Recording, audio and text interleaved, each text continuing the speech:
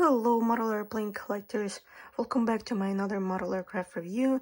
This I'm gonna be reviewing this InFlight 200 McDonnell Douglas DC-10-30. This is the KLM Royal Dutch Airlines DC-10, and this is the registration Papa Hotel Delta Tango Echo. This model was released in May of 2025. Even though it's a pretty new model, I can clearly say that this is already a super rare model because this is a very limited edition one. 144 pieces were made. And here's the bottom of the box. The other side, the left side, here's the top side of the box. And here's the back side. Their whole information about their social media, and they also have their own mobile app. Now let's unbox this absolute beauty of a model. This box is gigantic.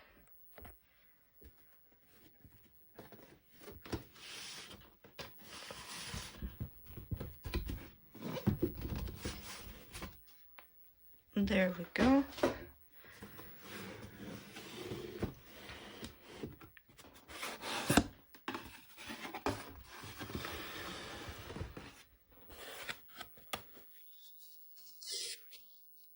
And there's this gigantic and beautiful model. Now it's time to take a look at the details of this aircraft. We got the beautifully done nose shape here. We got the windshield wipers, the cockpit windows, and the dark spot. The black spot, I should say, on the nose. And it kind of looks, the aircraft look a little cute. And this aircraft was also named after a famous and legendary musician, Wolfgang Amadeus Mozart. And right next to the door, we got here the McDonnell Douglas DC-10. Really like tiny titles up in here. If you can see that, there we go. This is the maximum. You can kind of see it says DC-10 on it. McDonnell Douglas logo. The KLM logo, the Royal Dutch Airlines. The nose gear, it's pretty detailed too. However, it doesn't turn and it's not magnetic. Pretty much all the landing gears on this model are not interchangeable, which is a little unfortunate, but not really a big problem.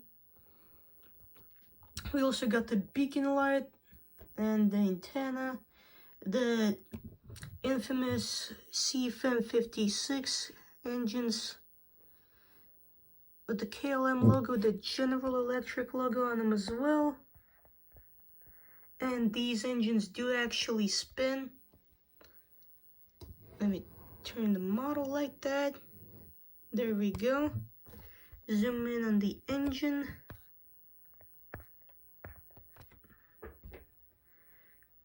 I have this little tiny screwdriver. Let me show how they spin. I'm gonna do it real carefully. There we go. Because this is a pretty fragile model. And at the tail, we got the beautiful KLM logo and a lot of details here in the vertical stabilizer as well, and on the engine number 2. And we got the Netherlands flag up here, registration Papa Hotel Delta Tango Echo, and the little Flying Dutchman titles up here too. We got the flaps right here, the ailerons, the aileron here, the slats and the spoilers up in here. You can see here a little cutout, like this is the spoilers.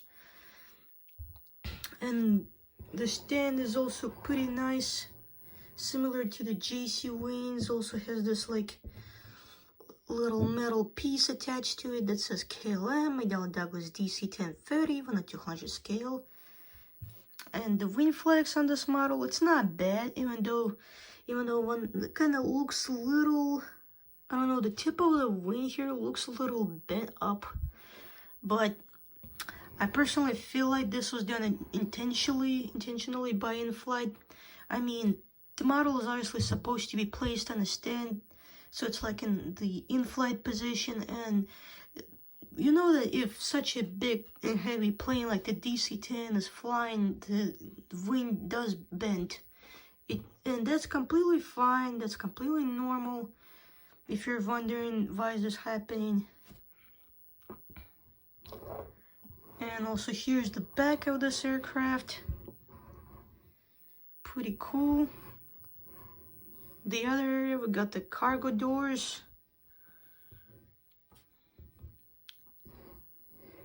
Overall, a pretty beautiful model. Now it's time to talk about the history of this beautiful aircraft. The very first DC-10s that were delivered to KLM were made in 1972, and KLM operated 17 DC-10s, and KLM operated these aircrafts till 1995, basically for like 23 years, I believe. And obviously these planes were then replaced by the more modern MD-11s. And this specific registration was delivered in 1973, and it flew for the airline for 11 years. And then it was given to another airline, which is the TransUnion Airlines.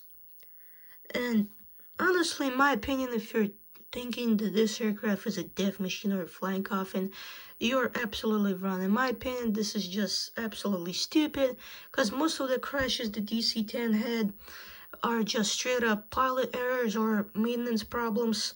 The only crashes that were the aircraft's fault for the Turkish Airlines crash in Paris and the American Airlines flight where the door flew out from the aircraft, but pilots managed to land the aircraft safely.